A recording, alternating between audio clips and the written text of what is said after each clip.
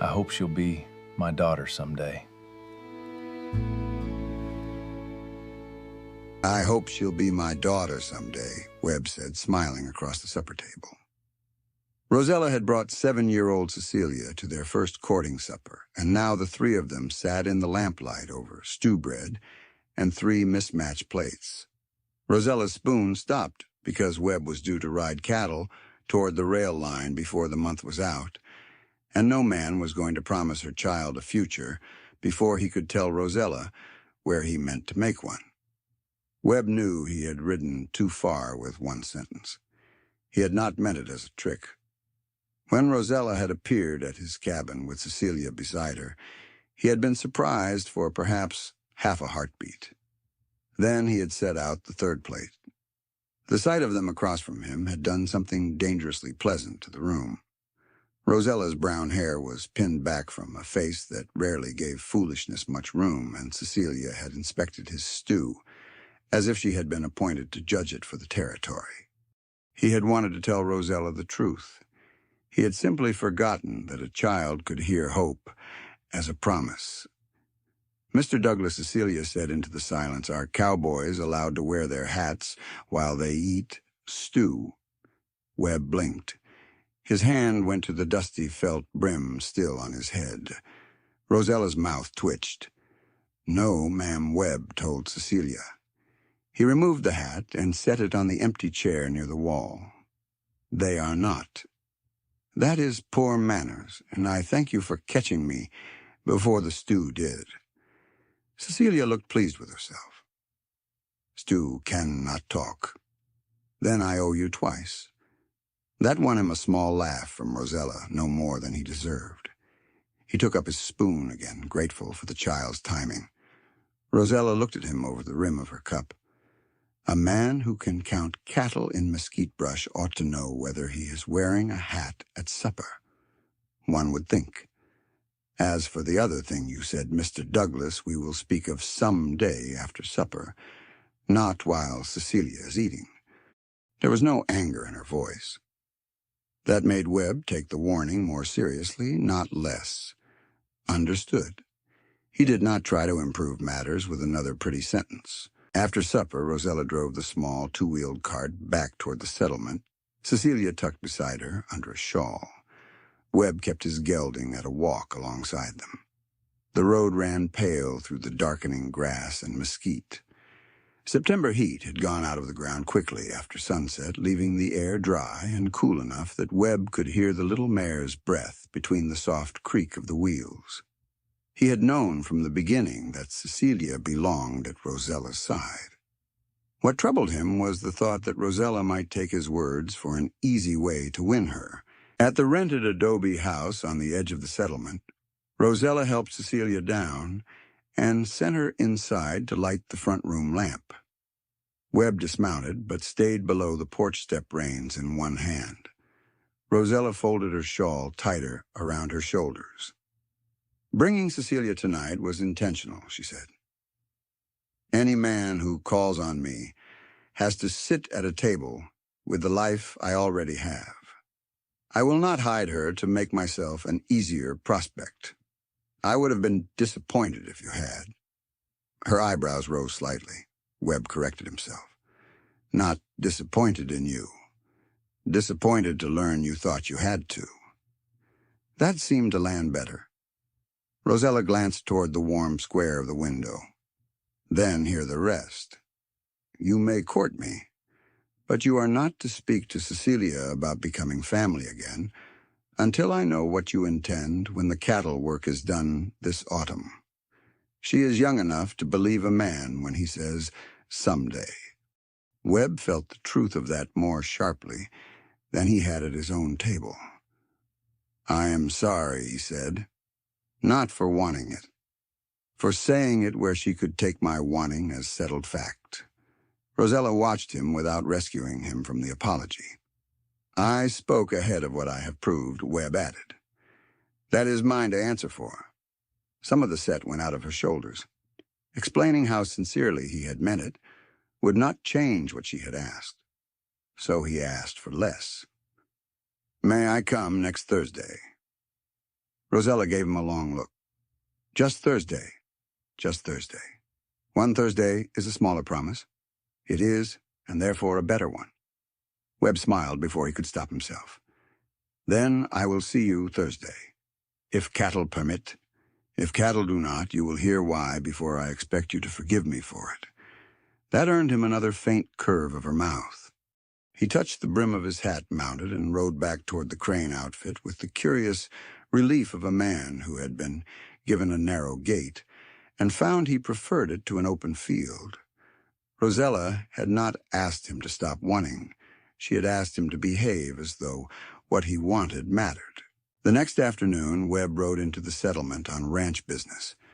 Rosella's front room served as both workroom and parlor, and the open door let out the smell of hot iron sizing and clean cotton. He knocked on the wooden frame and waited. Rosella looked up from a length of blue cloth spread across her table. Heavy shears rested beside one hand. "You may come in, Mr. Douglas." Webb removed his hat before crossing the threshold. Her eyes flicked to his bare head. "I can be taught," he said. "So far." He carried a canvas sack to the side table. "Lawrence sent me for the 6 shirts. They are finished." Reinforced at the shoulders, as he asked. A tied bundle sat ready. Webb checked the count, packed the shirts, and tied the sack. Then he paused. This was the part he could have left for another day. If he meant to keep calling, she ought to hear it from him. "Lawrence also set the cattle delivery," Webb said. "Before the month is out, we will take the stock toward Benson. 10 days, more or less, if water and cattle both behave." Rosella set the shears down. "And he has offered me a foreman place nearer the rail line. Permanent." The room became very still. Webb kept his voice plain. "I have not accepted it. He wants my answer before we leave." "I see. It pays better. I assumed it would. And board is included." Rosella's expression gave him nothing. Webb understood. He had put daughter someday into the air one night and Benson into the room the next afternoon. "I did not tell you to make you answer me faster," he said. "I told you because if I keep calling, you should know what may move me and what may not." Rosella folded one edge of the blue cloth over the other. "My condition stands." "It should. You may call on me. You may not speak to Cecilia as if your place here is decided, while you are deciding where you will live." Webb nodded. Then, because he had promised himself he would not let one hard subject swallow the whole of the reason he had come, he asked, "Does next Thursday still belong to me?" Rosella looked up. There was a moment when Webb thought she might tell him business was enough for one day. He would have taken the answer. Instead, she said, "Thursday is for you, Mr. Douglas. Do not be late." The warmth that moved through him was ridiculous for a man holding 6 work shirts in a canvas sack. "I will do my best. Your best is not the same as on time." "No, but it is what cattle allow a man to own." She shook her head, almost smiling. "Go before I change my mind." Webb went. The next Thursday, Webb kept his call small. He brought Cecilia no candy, and no little gift meant to make himself look fatherly. His reason for being there was Rosella, and he preferred that fact plain. He arrived while the workroom door stood propped wide for the last of the breeze. Rosella was pinning a hem. Cecilia sat near the window sorting buttons into 2 tin cups. Webb knocked. Rosella glanced up. "The door is open. It is still your door." She straightened one pin between her fingers. "You have become remarkably cautious around thresholds for a man who announced himself as a future father before the first bowl of stew was finished." Webb leaned one shoulder against the outer frame, but did not step through. "I have already learned what happens when I get ahead of the invitation." Cecilia giggled without looking up from the buttons. Rosella gave Webb a look that should have sent him back to his horse. Instead, she said, "Come in." He obeyed. After she finished the hymn, the three of them walked toward the far edge of the settlement. Cecilia ranged a few paces ahead, collecting smooth stones and rejecting most of them for reasons known only to herself. Webb matched Rosella's shorter stride. They passed the mercantile while its front door still stood open. Two ranch hands at the hitching rail glanced over and then returned to a feed sack. Rosella noticed them, but neither hurried nor stepped away from Webb. Instead, she asked which horse on Crane's place had worried loose the feed-room latch. The sorrel. The clever one? The troublesome one. She smiled and kept walking. Sometimes they spoke. Sometimes half a block passed in quiet. That quiet did not feel empty. Rosella watched Cecilia crouch over a pale stone. "You do not try to win her?" Webb glanced at her. "Should I know?" "Then I am succeeding." She gave him a sideways look. "Most men who call on a widow think the quickest way to the mother is through the child. Then most men are courting badly." He let a few steps pass before adding, "I like Cecilia. She has a good mind. But I am not asking her to decide whether I may sit beside you on Thursday." Rosella's face changed in a way Webb had begun to notice. The sharpness remained, but warmth appeared behind it. At the corner where they normally turned home, she kept walking. Webb said nothing about the extra block. Naming every gift was a good way to make a gift smaller. The following Tuesday, cattle made good on Rosella's warning. By mid-afternoon, Webb was 6 miles out with a dozen steers jammed into a dry wash where a little foul water still lay in the deepest cut. The animals were thirsty, irritable, and determined to scatter into brush the moment a rider gave them room. Webb had promised Rosella supper before sundown. At 4 o'clock, he knew he would not make it. There was no heroic version of the choice. Leaving the steers could cost Crane stock. Staying meant breaking a call unless he found a way to send word. Lawrence Crane appeared on the ridge with 2 riders heading toward the main ranch. Webb lifted an arm. Lawrence came down the slope. Trouble's stubbornness, dressed as cattle.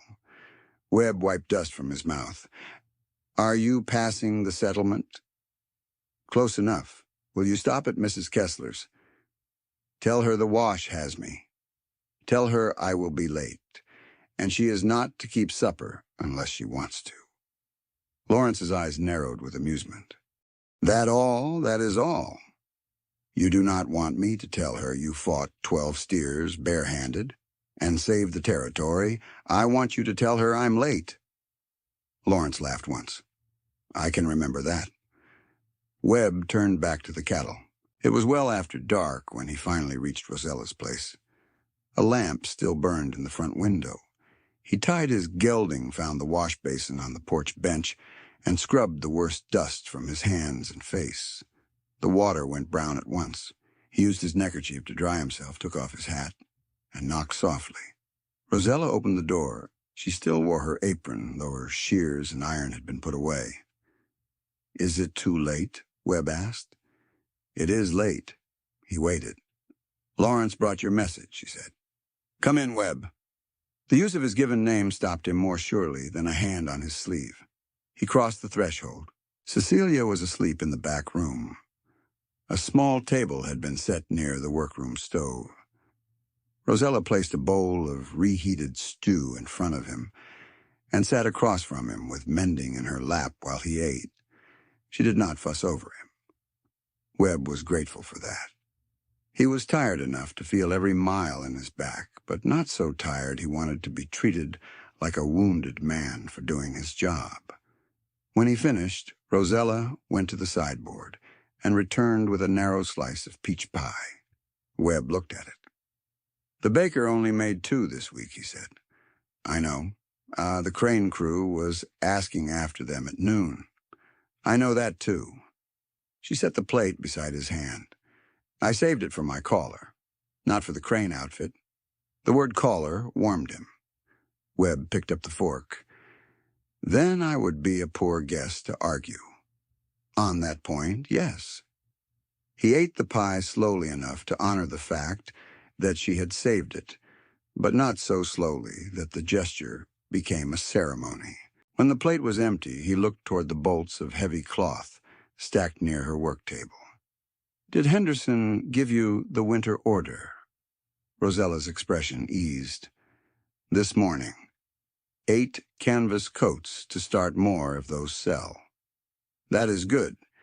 It means Cecilia and I can keep these rooms through the cold months." Webb had known she wanted the order. Hearing that it meant they would not have to move again changed the scale of it. He imagined coming to the settlement after first frost and finding some other woman's curtains in the window. The thought bothered him more than it had any right to after a handful of Thursdays. "You do fine work," he said. "Henderson would be foolish to send it elsewhere." He tried to lower the price. Did he survive? Rosella's mouth curved. "Barely." Webb smiled and let that be the joke. A week later, the night air had turned cold enough for a small fire. Cecilia ate early, then curled beneath a quilt on the settee with her braid across one cheek. Webb and Rosella sat at the table, with coffee, their voices low. Webb had noticed Rosella watching him twice during supper and looking away when he caught her. At last she said, "You asked why I stopped you that first night. I remember." She glanced toward Cecilia. "When her father died, people said things because they wanted to make the room easier. They told her he was sleeping. They told her we would be fine. Some meant kindness. Some simply wanted the crying to stop." Webb kept still. "She remembers what people say," Rosella continued. "If a grown man says, 'someday,' she does not hear the part where grown people are allowed to change their minds." Webb looked at the child asleep by the lamp and felt again the weight of his first sentence. "I meant it," he said quietly. "That may be the worst part." Rosella looked back at him. "I meant the hope of it," Webb said. "But I spoke as though wanting gave me a place I had not been asked to take. That is closer to what frightened me." He rubbed one thumb over the rough edge of his cup. "Before I ever asked to call on you, I meant to stay in the Sonoita Valley," he said. "I have been putting money by for a small horse string. Nothing grand. Enough good stock to start, and enough work to keep it. And Benson pays more. The foreman place would put a roof over me and more money in my pocket. Then why have you not said yes?" Webb looked toward the dark window. He could picture the offer easily, a bunkhouse nearer the rail line, regular board, better wages, more responsibility. A month ago, it had looked like the sensible kind of advancement a man should be grateful to receive. Now he could also picture Thursdays disappearing. He did not want to make Rosella the excuse for a decision he owned. "Because the valley was my plan before you," he said. "Benson is a better wage. It is not the life I had been working toward." Rosella's hands tightened slightly around her cup. Webb added, "And now there is you." Her gaze lifted. He felt the risk in saying it, and did not look away. "I am not asking you to tell me what work to take. I would resent you if I gave you that burden, and then regretted the choice." He paused. "But I will not pretend leaving would cost me nothing." The fire shifted softly in the grate. Rosella said, "I would not ask you to turn down wages for a courtship that is still new. I know. Then what are you asking nothing tonight?" Webb looked at Cecilia again, then back to Rosella. "Only that you know I still mean the hope I spoke too soon. I will not say it to her again until you tell me I have earned the right." For once, Rosella had no quick answer. Webb found he did not need one. 2 days before his next call talk outran him. He knew nothing of it until Tuesday evening when he rode up to Rosella's house and found her waiting on the porch instead of inside. Cecilia stood in the open doorway behind her. Webb tied his horse and climbed the steps with his hat already in his hand. Rosella did not ask him in. "Did you take the post in Benson?" The question came flat and sharp. Webb stopped. "Who told you I did? Men at the Mercantile are saying you are going for good." Cecilia heard it. Webb glanced toward the child. Her face was uncertain. He understood the fear beneath Rosella's anger. Understanding it did not make the accusation fair. "If you took it," Rosella said, "then you had no business sitting at my table. You had no business putting the word daughter into her head when you knew you would ride off for better wages." Webb felt his jaw set. He could have answered at once. He could have told her the decision and watched the anger collapse. Part of him wanted the satisfaction of it. But then the next mistake would belong to him. "I told you I would give you the truth," he said. "Ask me for it." Rosella stared at him. "You may ask what I decided," Webb continued. "Or you may tell me not to call again. But I will not stand here and be tried by store talk." The porch went silent. Cecilia shifted in the doorway. Webb hated that she was hearing any of it. He kept his voice low for that reason. Rosella opened her mouth, then closed it. Webb waited one breath.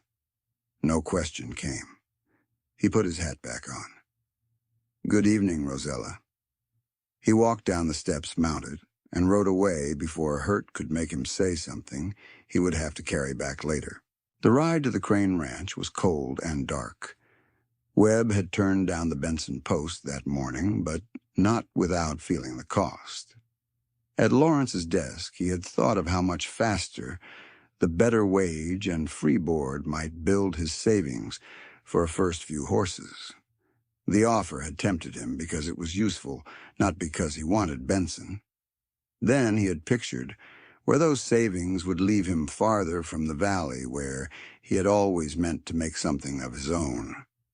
Rosella made the price of leaving sharper, but she had not invented the choice. He had thanked Lawrence, declined the post, and accepted the 10-day cattle delivery he had already promised to make.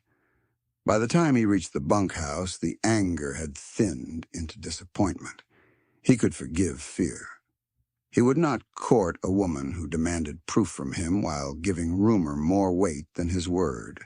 The next morning, Webb was at the holding pens, checking a cinch, when he saw Rosella coming along the ranch lane on foot. He straightened.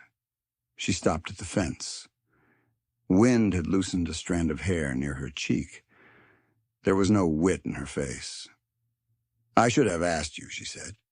Webb waited. "I was frightened, and I let that make me certain of something I did not know." She drew a breath.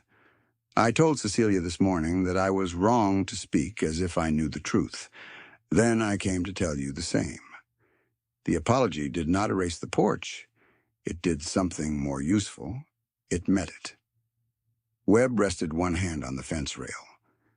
"I accept your apology." Rosella nodded once, as if she had not expected him to make the moment easy. Then she asked, "What did you decide I turned down the permanent post?" Her eyes closed briefly.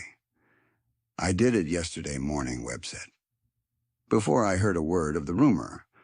I did not answer him quickly. The wages would have moved my horse plans ahead, and I knew it." For me, Webb considered the question carefully. "Not in the way you mean. I wanted to build my own horse stock here before I knew you. Benson was a chance to earn faster, but it took me away from the life I meant to make." He held her gaze. "Courting you made the cost of leaving plainer. It did not invent the choice." Rosella looked down at the fence rail. "That is a better answer than if you had said you threw away a future for me." "I thought so." A faint rueful smile touched her mouth and vanished. "I still leave tomorrow," Webb said. "The cattle delivery is mine. 10 days if the stock moves well. Maybe 11. I know. I cannot call tonight. We are loading supplies. I know that too. He almost smiled. Rosella looked back at him. Be careful on the trail. I intend to. She hesitated, then said, Webb, yes, I'm sorry I made you answer me on a porch before I had asked a question. He heard the difference in that second apology. It was not larger. It was more exact. I know. That was enough. He watched her walk back toward the settlement, then returned to the cinch. The work under his hands had not changed. The courtship had. For the first time since he had begun calling Webb, did not know whether there would be another Thursday. He left with the cattle the next morning. The drive toward Benson was ordinary work made slow by living animals. Dust settled into Webb's clothes. Water had to be found before men were tired enough to make poor decisions. The herd moved at the pace cattle could stand, not at the pace a rider might wish for. At night, Webb rolled in his blanket with the crew and listened to men talk themselves empty around a small fire. He did not make Rosella into a subject for them. On the fourth night, Lawrence mentioned the foreman post once. Webb answered only, I mean to make something of my own in the valley. Lawrence nodded and let the matter rest. The harder thing was Rosella. He found himself wondering whether she regretted the walk to the ranch lane, whether Cecilia still expected him at the table, whether Rosella would decide that a man gone 10 days at a time was exactly the sort of uncertainty she had been trying to avoid. He could not solve any of that from the trail. That, too, was part of courting a woman instead of acquiring a household. She was allowed to think while he was gone. She was allowed to decide against him. Webb discovered he disliked that freedom only because it mattered. On the 10th day, a bulky part of the herd had to be held over at the stock pens, and Webb spent another night near the rail line. He had warned Rosella it might be 11 days. When he rode back toward the valley the next afternoon, tired horse under him and dust in every seam of his clothes, he wanted the settlement to appear sooner than it did. He delivered Lawrence's receipts and instructions where they belonged, then turned toward the ranch instead of Rosella's house. He had not been invited. That fact pinched, but it was clear. Near the road split at the edge of the settlement, he saw a woman standing in the late sun. Rosella. 2 men on the mercantile porch looked toward them.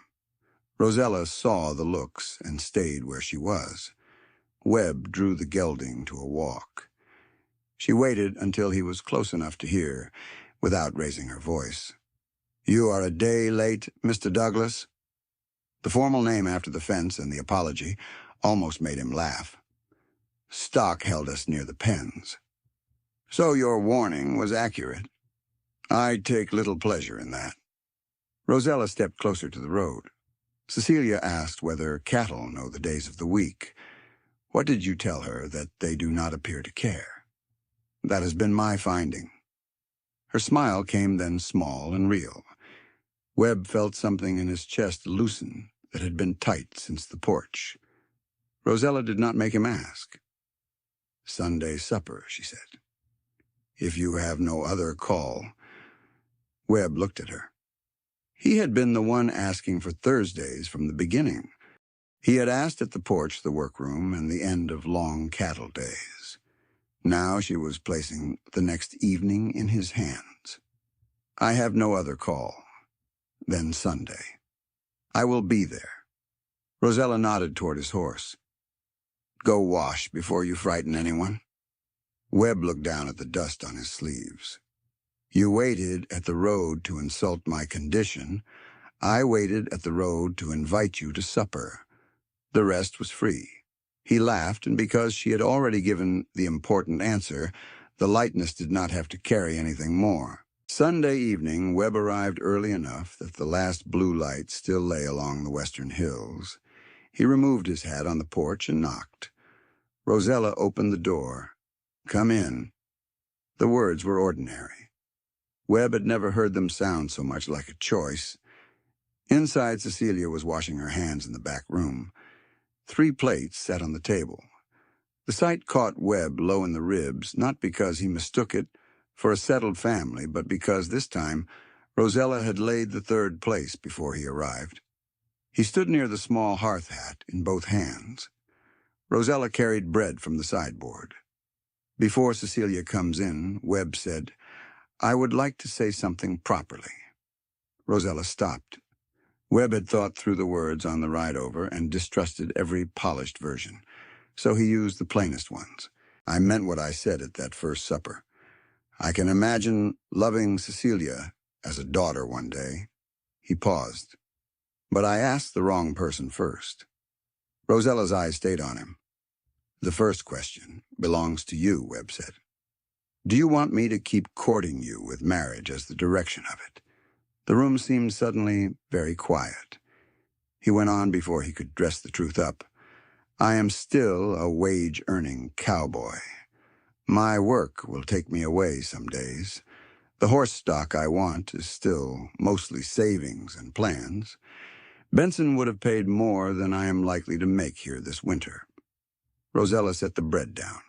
Webb held his place by the hearth. "I am staying, because this is where I mean to build my life. I am asking whether you want me to court you toward sharing it. I am not asking Cecilia for anything tonight." Rosella looked at him for a long moment. Webb had faced rank cattle with less awareness of his own hands. Then she crossed the small space between them. "Yes," she said. One word, and he nearly missed the rest of his breath. "Yes, Webb. I want you to keep calling with marriage in mind." He let out a slow breath. Rosella continued, "If we reach that day, Cecilia will find her own way with you. We will not tell her what she is supposed to feel before she feels it." "That is right. And if she decides you are still a man who forgets his hat at supper, you will bear the consequences. I have been living under that threat for weeks." Her smile softened.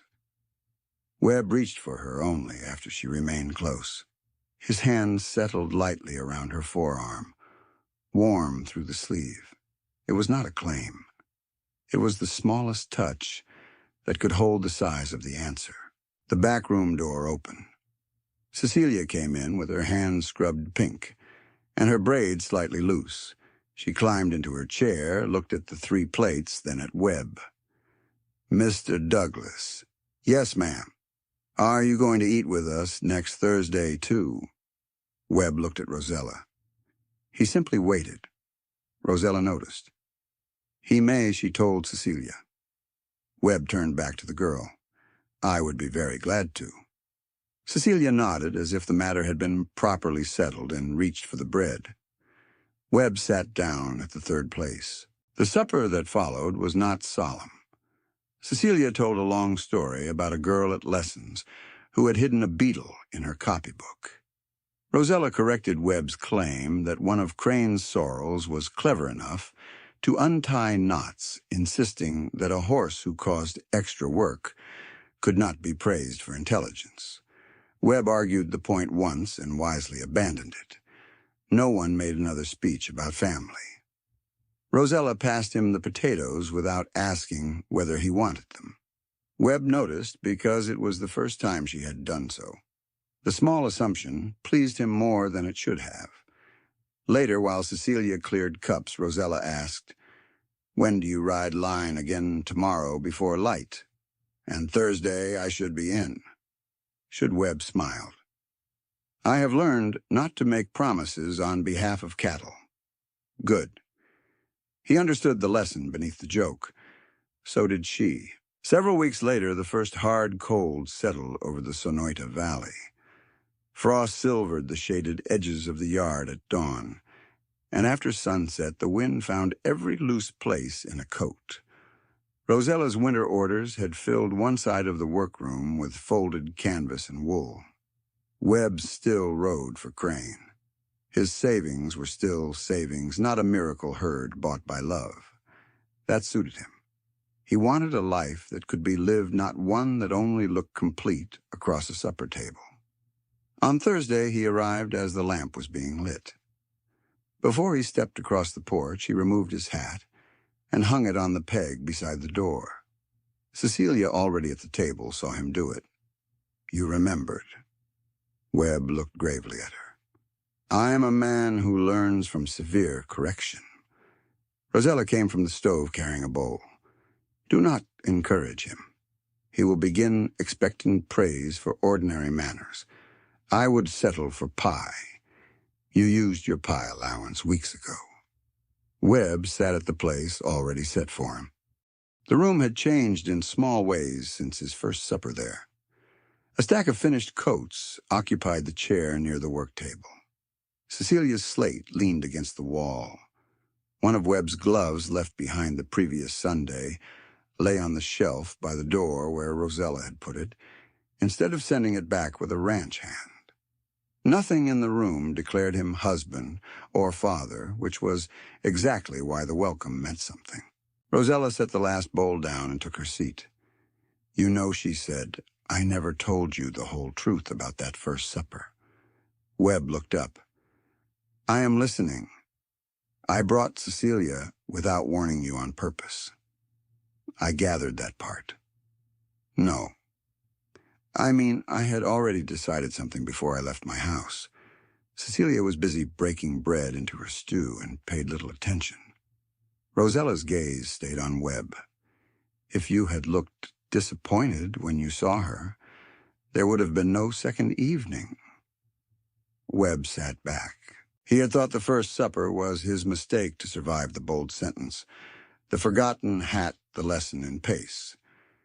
Now he understood Rosella had arrived with a question of her own. "It was not about whether Cecilia could fit into your life," she said. "I already knew where she belonged. I was deciding whether you could fit into the life I already loved." The words struck deeper than his first easy dream of fatherhood. He had mistaken Cecilia for a complication attached to courtship. Rosella had brought him the whole of what she valued. He had not earned his place by offering the largest future. He had earned another Thursday by listening when Rosella said not yet, by sending word. When work made him late, by refusing to let rumor decide what they were to each other, and by coming back without assuming the door would be open. Rosella had done her part too. She had asked again after being wrong. She had walked to the ranch. She had waited at the road. She had made the next invitation herself. Webb looked down at his plate. 3 settings. The sight no longer felt like a promise he had to speak over.